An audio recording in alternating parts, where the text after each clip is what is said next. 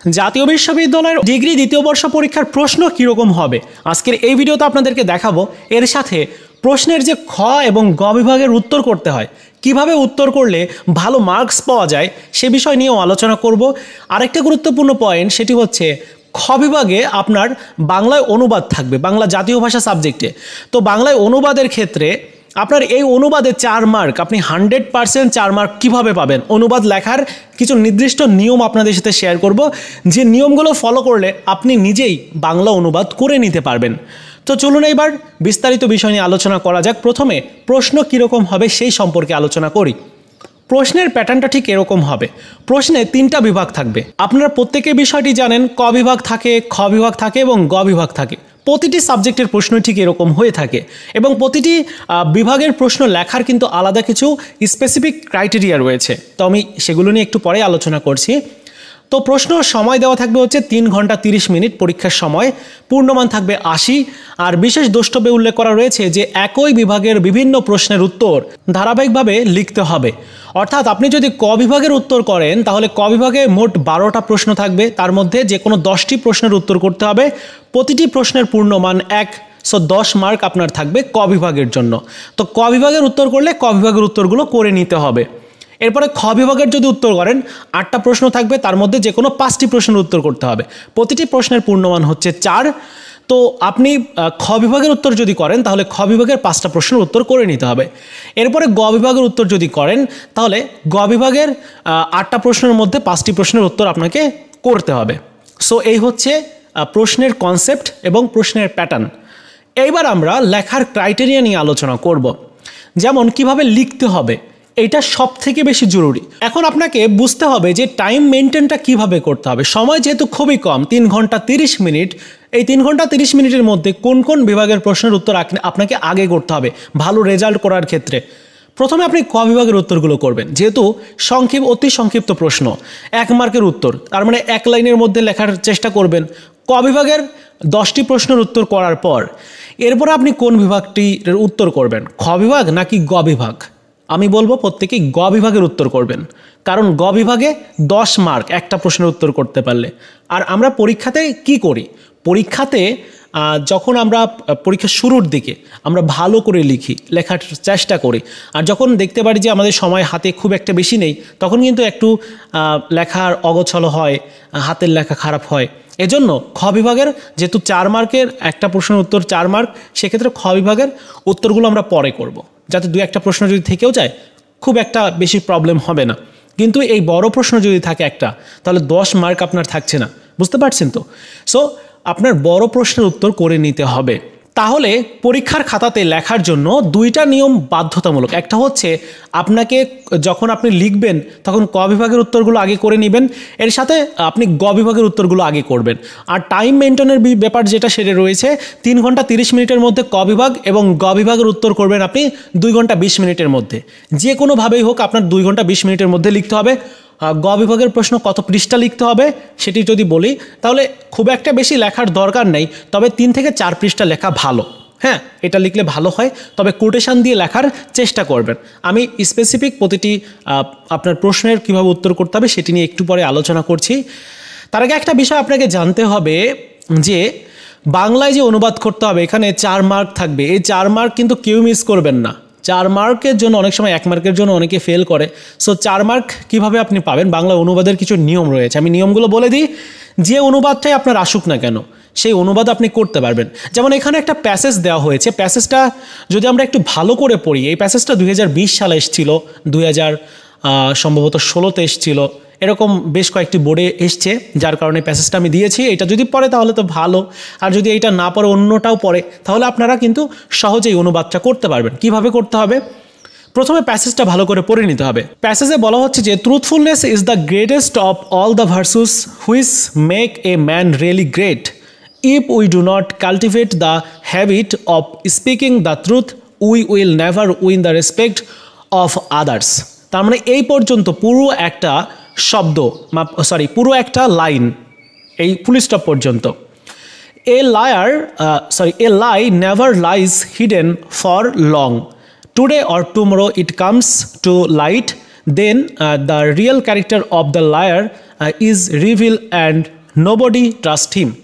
এ হচ্ছে পুরো প্যাসেজটি। তাহলে পুরো প্যাসেজটি পড়ে আমরা যতটুকু বুঝতে পারছি যে এখানে সত্যবাদিতার বিষয় উল্লেখ করেছে। তো এখন আমাদেরকে অনুবাদ করতে হবে। অনুবাদ করার সময় প্রথম যে নিয়ম সেটি হচ্ছে এই যে পুরো যে প্যারাটা দেওয়া হয়েছে, এই যে প্রথম থেকে এই পর্যন্ত এই পুরোটার অনুবাদটা আগে করে নিতে হবে। এখন একটা লাইনের মধ্যে অনেকগুলো সেন্টেন্স থাকতে পারে, বাক্য থাকতে পারে। তো আপনার প্রতিটি সেন্টেন্সের আলাদা করে অনুবাদ করে নিতে হবে। প্রতিটি সেন্টেন্সের আলাদা অনুবাদ যদি আপনি করেন তাহলে আপনি দেখবেন যে খুব সহজেই আপনি অনুবাদ করতে পারছেন। যেমন এই যে পুরো লাইনটার এই ফুল স্টপ পর্যন্ত এখানে অনেকগুলো সেন্টেন্স রয়েছে, মানে বাক্য রয়েছে। তো কিভাবে আমরা বুঝতে পারবো যে এখানে অনেকগুলো বাক্য রয়েছে? এখানে প্রতিটি বাক্যকে যোগ করা হয়েছে কিছু স্পেসিফিক ওয়ার্ড দ্বারা। যেমন কি ওয়ার্ড দ্বারা বাক্য যুক্ত করা হয়ে থাকে, অনেক সময় ওয়ার্ড যুক্ত করা হয়ে থাকে। যেমন হুইজ দ্বারা কিন্তু এখানে বাক্য সংযোজন করা হয়েছে, মানে দুইটা বাক্যকে জোড়া দেওয়া হয়েছে। এর সাথে যদি কমা দেওয়া থাকে তার মানে দুইটা বাক্যকে জোড়া দেওয়া হয়েছে। যদি অ্যান্ড থাকে তাহলে দুইটা বাক্যকে জোড়া দেওয়া হয়। যদি বাট থাকে জোড়া দেওয়া হয়। এরপর যদি ইফ থাকে জোড়া দেওয়া হয়। এরপরে যদি দেন থাকে জোড়া দেওয়া হয়। এরকম কিছু স্পেসিফিক ওয়ার্ড রয়েছে। তো আমি এই বিষয়ে বলার আগে বাক্য আমাদেরকে চিনতে হবে। এখন আমরা বুঝতে পারলাম যে স্পেসিফিক ওয়ার্ড দ্বারা দুইটা বাক্যকে যুক্ত করা হয়। তার মানে আমরা যখনই এই স্পেসিফিক ওয়ার্ড দেখতে পারবো তার মানে বুঝতে পারবো দুই পাশে দুইটা বাক্য আছে। আমরা প্রথমত ধারণা এইটা করে নিব। এখন দুই পাশে দুইটা বাক্য নাও থাকতে পারে, অনেক সময় ওয়ার্ডও থাকতে পারে, পরিপূর্ণ বাক্য নাও থাকতে পারে। পরিপূর্ণ বাক্য হওয়ার শর্ত আছে। কি শর্ত বলুন তো? পরিপূর্ণ বাক্যে কি থাকে? সেন্টেন্সের মধ্যে থাকে হচ্ছে সাবজেক্ট, ভার্ব থাকে এবং অবজেক্ট থাকে। এ হচ্ছে পরিপূর্ণ একটা বাক্য। অনেক সময় অক্সিলারি ভার্ব থাকতে পারে। তো পরিপূর্ণ বাক্যের মধ্যে যেহেতু সাবজেক্ট থাকে, ভার্ব বিশেষ করে থাকবেই, সেই বাক্যটাই আমাদেরকে চিহ্নিত করতে হবে। যেমন এখানে হুইচ দ্বারা দুইটা বাক্যকে যুক্ত করা হয়েছে। তো এইখানে প্রথম যে বাক্যটা আমরা যদি পড়ি, truthfulness is the greatest of all the virtues. এইটুক পর্যন্ত ভার্ব কি আছে বলুন তো? ভার্ব কোনটা? তো ভার্ব হচ্ছে এখানে ইজ হচ্ছে ভার্ব। এটা হচ্ছে অক্সিলারি ভার্ব হিসেবে অনেক সময় কাজ করে, কিন্তু এখানে ফিনিটিভ ভার্ব হিসেবে কাজ করেছে। তো যেহেতু ইজ ভার্ব, তাহলে আমরা বুঝতে পারছি যে এটা একটা বাক্য, পরিপূর্ণ বাক্য। এবং হুইচ দ্বারা অন্য একটা বাক্যকে যুক্ত করা হয়েছে। পরেরটাও কি বাক্য? Make a man really great. Make a man really great, তার মানে এখানে কিন্তু মেক রয়েছে, এর মানে হচ্ছে এটাও একটা বাক্য। যেহেতু ভার্ব রয়েছে তার মানে এটাও একটা বাক্য। যেহেতু দুইটা বাক্য এখানে রয়েছে, এখান থেকে অনুবাদ করার জন্য আমাদেরকে প্রথম বাক্যটা আমাদেরকে অনুবাদ করতে হবে। প্রথম যে বাক্যটা, হুইচের আগে যে বাক্যটা, এটার অনুবাদ করার ক্ষেত্রে এখানে অনুবাদের ক্ষেত্রে আপনাকে পুরো বাক্যের মধ্যে প্রথমেই সাবজেক্ট দিতে হবে। আপনারা বাংলায় অনুবাদ করুন বা ইংরেজিতে অনুবাদ করুন, যেটাই অনুবাদ করুন না কেন, প্রথমে আপনার সাবজেক্ট দিতেই হবে। যেমন আমি ভাত খাই, আমি স্কুলে যাই, আমি ওইদিকে যাচ্ছি, বা কোনো বস্তুকে যদি নির্দেশ করে, সেই বস্তুর নামটা যদি থাকে, অনেক সময় নাউন থাকতে পারে। সো বাক্যের শুরুতেই কিন্তু থাকবে হচ্ছে সাবজেক্ট। তো এখানে সাবজেক্ট তাহলে কি? সাবজেক্ট হচ্ছে ট্রুথফুলনেস। তাহলে আমরা নিঃসন্দেহে সত্যবাদিতা অনুবাদ করার জন্য প্রথমেই লিখব সত্যবাদিতা, মানে সাবজেক্ট লিখতে হবে। প্রথমে লিখব সত্যবাদিতা। এবার সাবজেক্টের পরে কি থাকে? ভার্ব থাকে। অনেক সময় অক্সিলারি ভার্বও থাকে, তবে মেন ভার্বের কাজই হচ্ছে মেন। তো ভার্ব সাধারণত অনুবাদ করার সময়, বাংলায় অনুবাদ করার সময় শেষে চলে যায়। অর্থাৎ আমি ভাত খাই, খাই কি? ভার্ব। আমি স্কুলে যাই একটা ভার্ব, যাই কিন্তু চলে যাচ্ছে সবসময় শেষে। যেমন এখানে আমরা যদি উপরের দিকে দেখি যে একটি পত্র লিখো, তার মানে লেখো। এই লেখো একটা ভার্ব, লেখো এটাও একটা ভার্ব, করো একটা ভার্ব, ব্যক্ত করো একটা ভার্ব, মতামত দাও ভার্ব। তাহলে প্রতিটি ভার্ব কিন্তু বাংলায় অনুবাদের সময় একেবারে শেষে চলে যাচ্ছে, তার মানে ভার্বের কাজ হচ্ছে শেষে। দুইটা জিনিস আমরা জানতে পারলাম, এক হচ্ছে সাবজেক্ট প্রথমে বসবে, ভার্ব হচ্ছে শেষে বসবে। এইবার আমাদেরকে কোন ওয়ার্ডের বাংলা করতে হবে? অবশ্যই বাংলা অনুবাদ করার জন্য ভোকাবুলারি জানতে হবে, কিন্তু প্রতিটি শব্দের আপনি অনুবাদ জানবেন এরকম কি হয়? অনেক সময় অনুবাদ আপনারা জানবেন না। সো এখন আপনাকে বুঝতে হবে যে কোনটার অনুবাদ আগে করতে হবে। প্রথমত আপনারা সাবজেক্টটার অনুবাদ করবেন, মানে সত্যবাদিতা। এইবার যেটা ভার্ব রয়েছে, ভার্বের সব থেকে শেষে যেটা, সেটি সব থেকে কাছের, মানে সব থেকে কাছের যে হবে। তার মানে ভার্বের শেষে কোনটা? ভার্বের শেষে হচ্ছে ভার্চু, সব থেকে শেষে ভার্চু থাকবে, কারণ ভার্বের কাছে রয়েছে দা, গ্রেটেস্ট, তারপর রয়েছে অফ, অল, এরপরে দা, তারপরে হচ্ছে ভার্চু, যেহেতু এটা একটা পুরো সেন্টেন্স। তো ভার্চু হচ্ছে সব থেকে শেষে। তো ভার্চু, এই ভার্চুকে আপনাকে কেন্দ্র করে এরপরে আপনার আইডেন্টিফাই করতে হবে কোনটুকুর আপনি বাংলা করবেন। তো এখানে ভার্চু যেহেতু সব থেকে শেষে, ভার্বের শেষে যেটা থাকবে, এখান থেকে শুরু করে প্রিপজিশন পর্যন্ত আপনাকে থামতে হবে। এখানে দুইটা নিয়ম, একটা হচ্ছে ভার্ব থেকে সব থেকে শেষে যেটা আছে শেষের থেকে আপনাকে প্রিপজিশন পর্যন্ত থামতে হবে।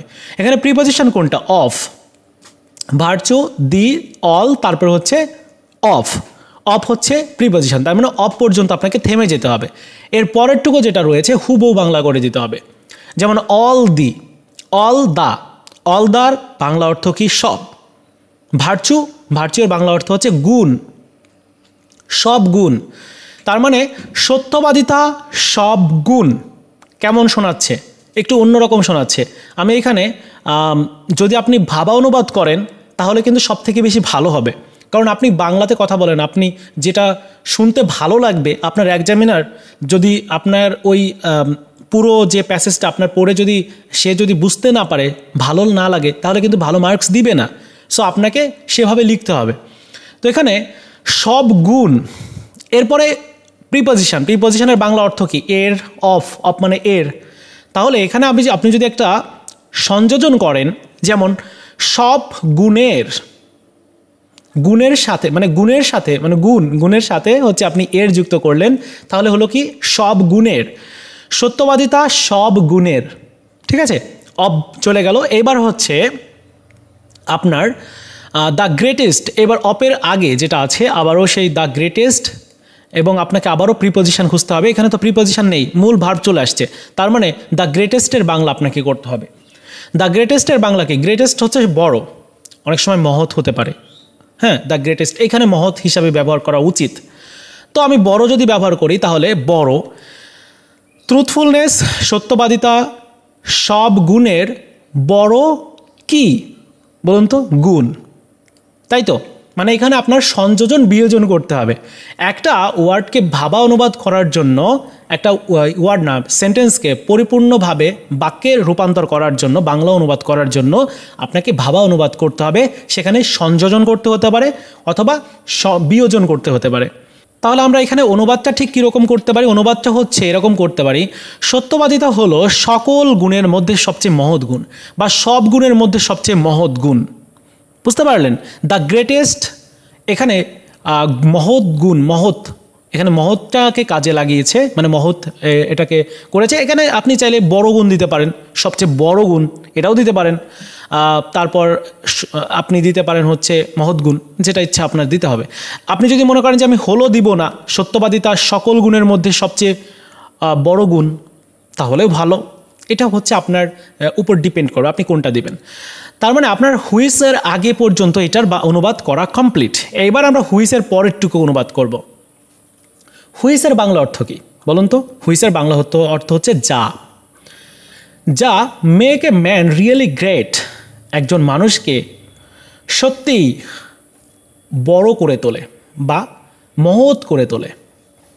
একদম স্পেসিফিকভাবে আমাদের কিন্তু অনুবাদ হয়ে যাচ্ছে, তবে আমরা যদি নিয়মটা ফলো করি তাহলে মেক হচ্ছে ভার্ব, ভার্বের একেবারে শেষে যেতে হবে, ভার্বের থেকে সব থেকে দূরে যেটা গ্রেট, গ্রেট থেকে আমাদেরকে প্রিপজিশন পর্যন্ত আসতে হবে।